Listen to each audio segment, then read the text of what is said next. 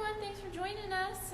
We're going to do our feeding and talk about our Eastern Screech Owl at 3:15, so stick around.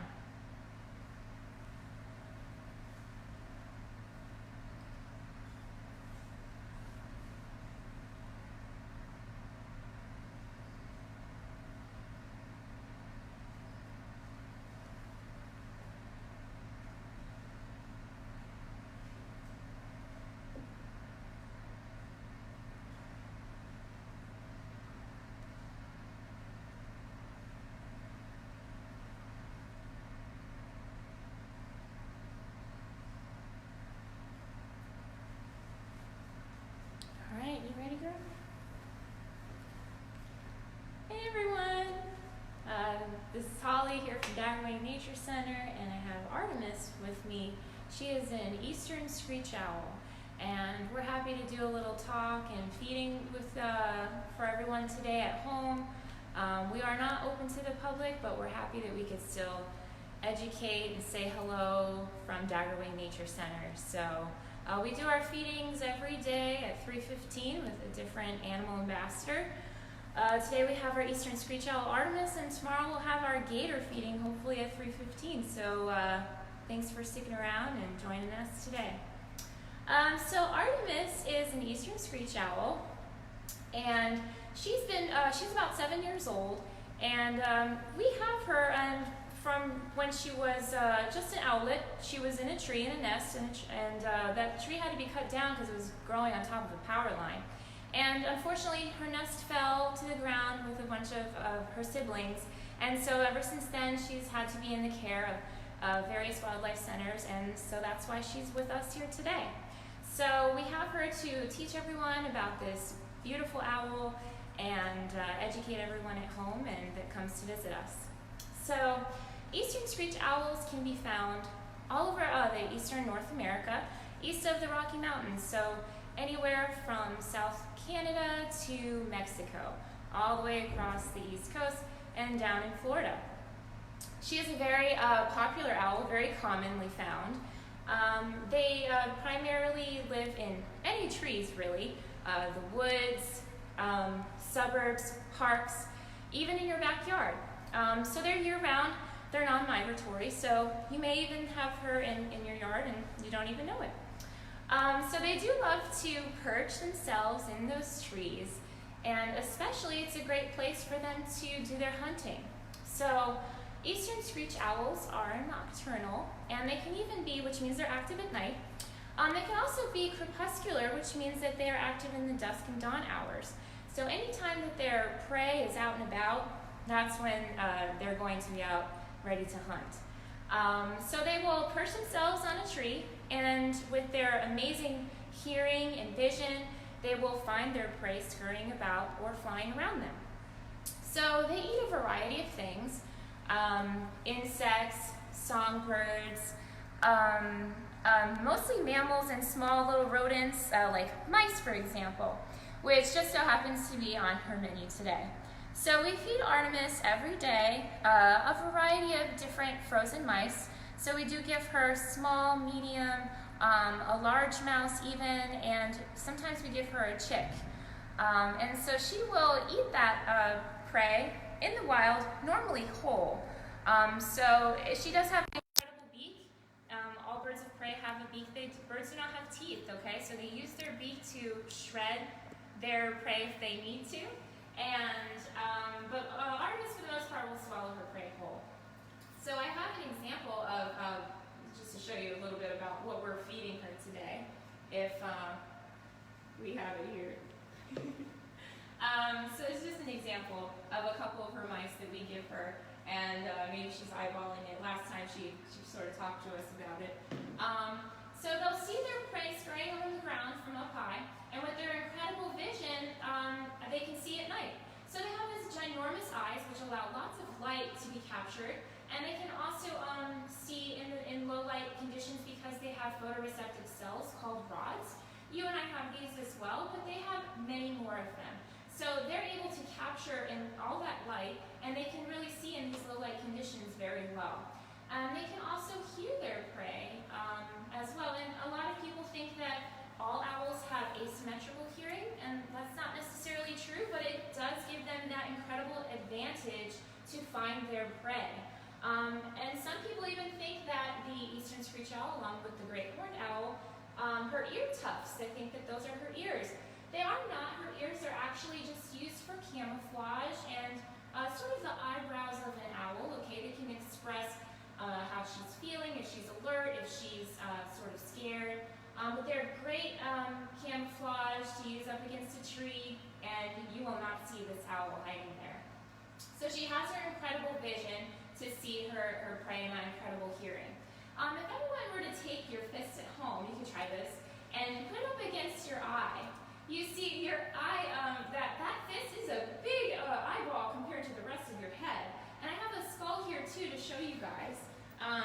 This is a great horned owl skull, so it's not quite the size of our Artemis' one here. But you can see this is how big their eyeballs are, very large.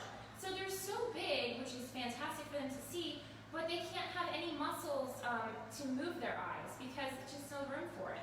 So in order to see in any direction, they actually can turn their head 270 degrees. So if I turn her a little bit, she might be able to show you guys. Looking around. Whoa, there she goes. So they can really turn their head around because they can't move their eyes, right? They can control their blinks, so she does lots of blinks, and they can even blink one eye at a time, okay? So they have these incredible adaptations, right? Her vision, her hearing. They even have incredible feathers. So owls have serrated comb-like edges on their feathers, and that allows them to break through the turbulent air and really slow down airflow, which doesn't create noise. And they also have velvety feathers, which will absorb more sound, and they even have feathers on their talons in order to protect their legs and their feet from their prey when they're fighting back. So they can use their talons to grasp their prey. Once they've seen their prey, they've heard their prey, they have silently flown to their prey, and they can grasp their prey with their talons. And they're going to hold and squeeze them until they basically cannot breathe anymore. And then, like I said, she's going to use her powerful beak to swallow that thing whole, okay? And what they do, so owls, they will have their meal as much as they would prefer at the time that they're eating, but they cannot eat any more or unless they develop and regurgitate something called a pellet. So they can't eat until they have that pellet out. And a pellet is basically like a ball of fur and bones from what they have eaten. So they cannot digest this material. So it's a small little like hairball looking thing. And I have an example to show you guys, this little display. I don't know how good this is showing you, but you can sort of see all of what was found in this particular pellet. So you can see all the things that they like to eat, their diet, right? You can see that they have their fur in there, their bones. You can actually put together a whole skeleton of whatever that animal is and really see what it is that they ate, okay? So we do find her pellets, obviously, in her enclosure when we clean it out every day, which is a good sign that her digestive system is working well and she's ready for her next meal. With that, another fun thing to know about Eastern Screech Owls is they are incredibly important to our food web for our ecosystem. So they keep down those the populations of things we don't really like, right? Like rodents and insects, and that's part of their diet, and so they're keeping all of those populations in check. But she does have predators of her own, so she's not on top of the food chain. So the larger birds of prey, like great horned owls, for example, or hawks, will love to eat Eastern Screech Owls. And they also do have some human impacts as well in their lives.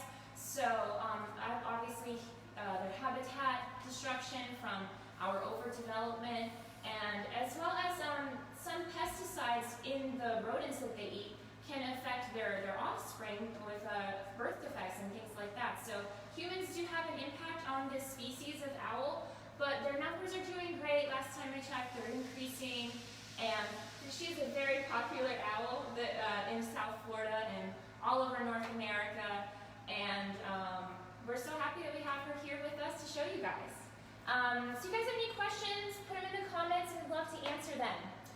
So first we have a question from Steven. Steven asks, how old is Artemis? Awesome question, yes. So we think Artemis is about 7 years old. We acquired her in 2017 when she was about 4.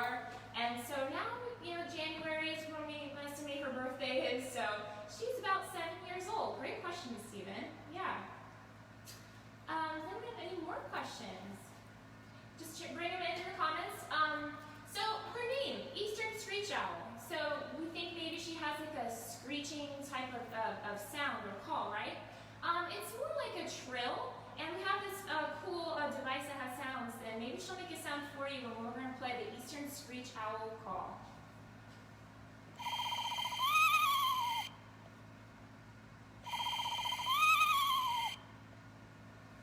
Oh, she did respond.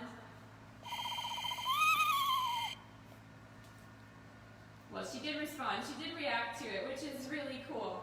One of our naturalists here, as you know, if you're a friend of Daggerwing, you know Lila. She loves to sing to Artemis and throughout the exhibit hall when she's taking care of other animals. And Artemis will respond to her, and it's pretty sweet. It's really nice to hear her call. So she's definitely a very well taken care of, spoiled owl here at Daggerwing Nature Center. Does anyone have any more questions? Do we have any more questions? All right. Well, thank you guys for joining us today. We hope you learned something wonderful about this wonderful owl, our Eastern Screech Owl, animal ambassador here at Daggerwing Nature Center. Join us again tomorrow, 3:15, for our alligator feeding. And then right next week, join us again on Wednesday, okay? Everyone stay safe, be healthy, and if you can, keep exploring nature. Hi, everyone.